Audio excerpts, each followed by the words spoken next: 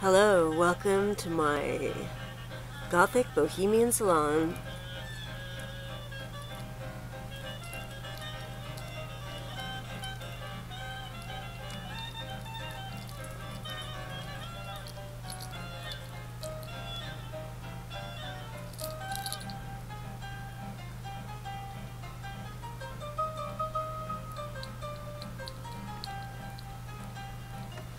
In case you're wondering what this music is, I'm in love with. This is a CD by the John Brothers Piano Company. Wow. Wow. Hey, my light just changed somehow. What happened? The light just changed. Ah. What's going on here? Wow. Okay. Well, anyway, John Brothers Piano Company. They are on Facebook. Look them up. They're amazing. Okay. That's my music for the day. So I've been asked a bunch of questions, like a whole gaggle of questions, and they're all difficult to talk about. Not really, actually. No, they're great. They're great questions. I can totally understand why you're asking them, and yeah, it's great. So I'll see if I can answer them. I'm probably not going to answer them all because some of them I feel like they need a bit more time. So we'll see. We'll see. Okay, so the first question is, how do I feel about younger Goths? I love younger Goths. I've always loved younger Goths. Well, okay, wait. I shouldn't say that. Should I say that? Okay, hang on. When the whole thing first started, and all of a sudden we were like inundated with all these people that kind of showed up out of nowhere, there were some people that I got a little bit irritated by, but it was just because they sort of seemed like made up of whole cloth, like overnight. I believe I told a story about a couple of girls who were making fun of us at one of the movie sets that we were working on. So we used to do extra work. Me and my friends belonged to this agency that was for unusual types, basically. So she had like midgets and stuff like that, and then I had a snake, so I was a snake trainer, and I used to do some things with my snake. Not, not like that. God, you're sick. You're really sick. Wipe that smile off your face. No, just, like, well, sort of like that, maybe. Okay, no, I don't mean that. Just, dancing with the snake or whatever. Anyway. Snake wrangling, it's called. So you get paid a lot more for that too. And so anyway, we were on this movie set doing this really bad film as usual, and there were these two blonde girls, like blonde kind of surfer looking girls like we went to high school with, and they were totally being really rude and horrible to us, and that was on a Wednesday, and I swear to God, I kid you not, on the Friday afterwards, all of a sudden, they had dyed their nice long hair black, and they were Gothic. There was no such thing as a Goth yet. That really kind of annoyed us. But, when I grew up and was older, still going to clubs, and, I was meeting like 16-year-olds, and I was 25 or 30, I loved younger Goths, and I still do. I find it really interesting, and I just wish that people in the Goth scene were a bit more friendly sometimes, because I get really interested in people, and maybe I'm like a puppy dog or something. I'm like, you look so interesting. We should be friends. Let's talk. Anyway, so I probably come off a bit too strong and they freak out and run away. But, no, I don't know. So, no, I love younger Goths, I really do. So I just don't like, I don't like anybody who's pretentious or kind of doesn't earn their badge of honor, you know, like I kind of feel like you need to go through a transformation that's more than, you know, a day to become something. I mean, because, you know, we evolved into what we were. We didn't just, you know, all of a sudden spring fully formed out of the head of Zeus or anything, you know. So that's my answer for that question. And I told the story about seeing some older people in the club that I used to go to all the time, and really being very interested in them and hoping that when I was older I would still be going out and, you know, enjoying the alternative culture, subculture. And now I am older and I'm still part of the alternative subculture, and I'm really happy about that. So it turned out the way I wanted it to, which is really great.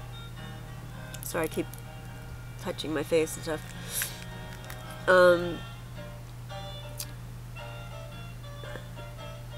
Okay. So I was asked also how to deal with parents who feel that it's just a phase. Well, the only thing you can do is just wait it out. I mean, time is your friend and nothing else is, really. I mean, you just stick to your guns and be committed to what you're doing, you know, and your parents are just going to have to accept who you are eventually. I mean, it may not happen for a really long time. It may never happen, you know, but you have to kind of decide what's more important, I suppose. I mean, if this is really something that is you and who you are, and, you know, it's not just a phase, then you stick with it, and you may have to suffer a bit. I mean, I think it's kind of good to have to earn your place in a subculture by, you know, by kind of dealing with that a little bit. So I don't know, it just takes time, and just being who you are and being consistent, and you know, just being as polite as possible when your relatives say something, you know. You just answer them politely, or politely explain that, you know, this is something that you want to do and you feel good about it, and try not to get into any big arguments or anything if you can possibly manage it. And you know, my parents probably would have had a fit. Well, they did have a fit, actually. But I wasn't allowed to pick my own clothes when I lived at home, so I did what Cats Love Bats did. I took my alternative clothes with me and changed into punk clothes at a friend's house before school, and then changed back on the way home.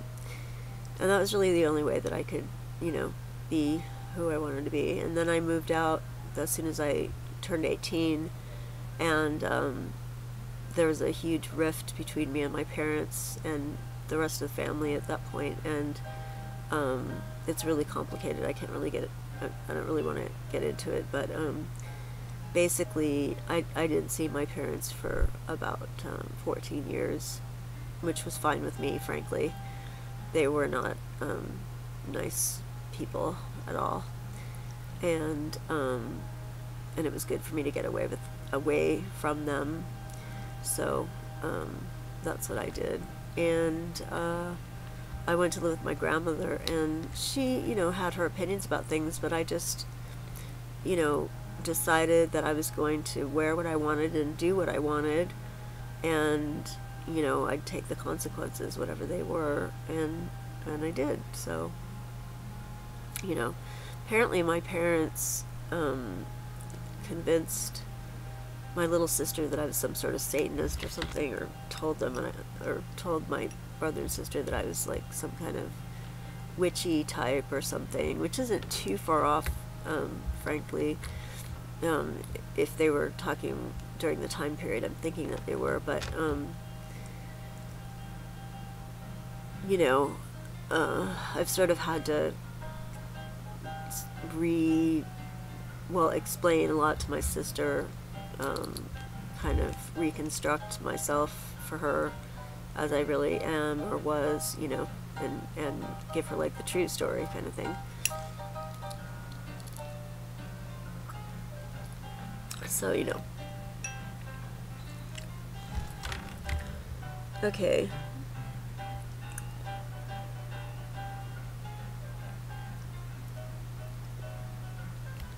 Well, there's a question about how my family took me being goth, and that's basically the same as what I was just talking about, so.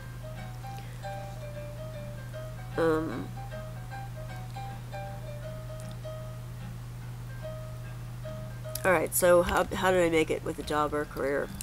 I will say that when I was expressing myself at first, you couldn't get a normal job and have tattoos or piercings that were visible at all. Now you can, but any type of job probably would have been adversely affected by, or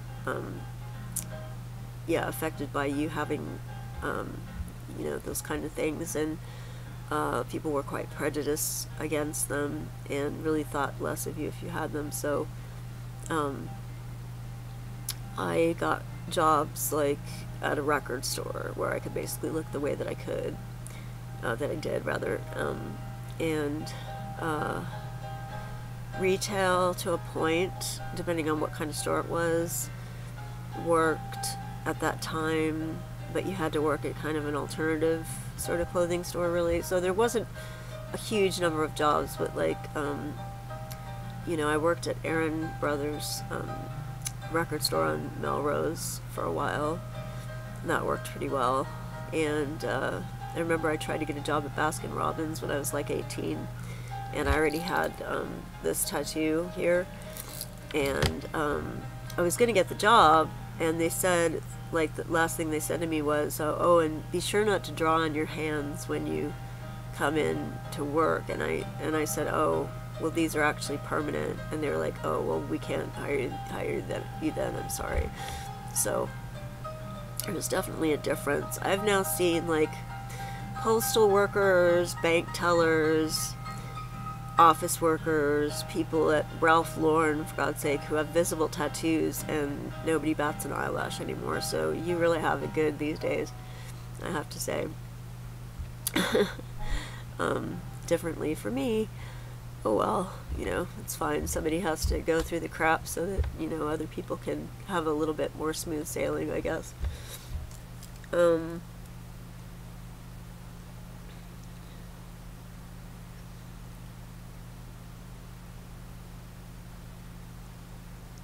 Okay, the last thing I'm going to talk about is how older Goths might be treated now.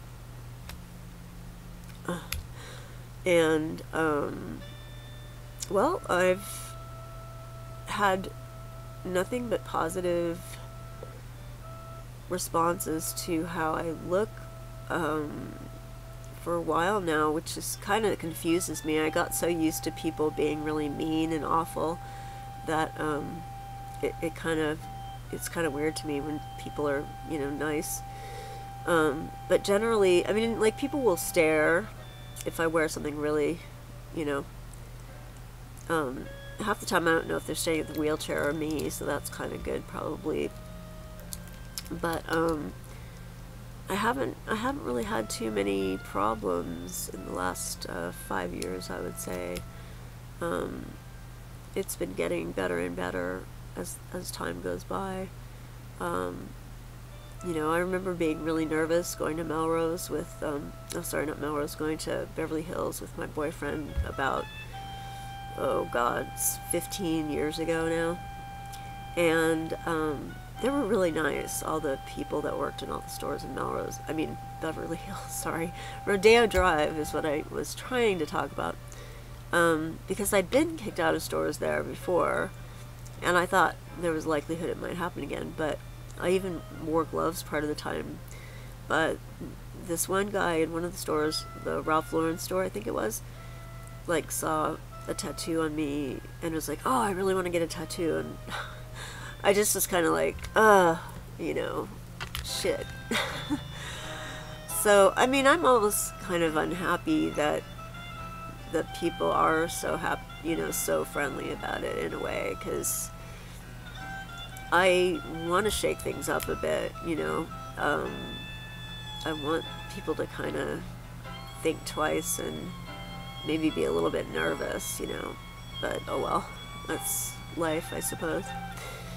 So, I hope that answered some of your questions. I'm not feeling really great, but I decided I wanted to make the video anyway, and I'm gonna watch it and then see if I want to put it up, and then I will. And thank you all for your questions. I really appreciate them. Please comment on this video and ask more questions. I'm happy to answer anything you wanna ask me. I am not shy, and I can't be embarrassed, and I don't get irritated, so ask away.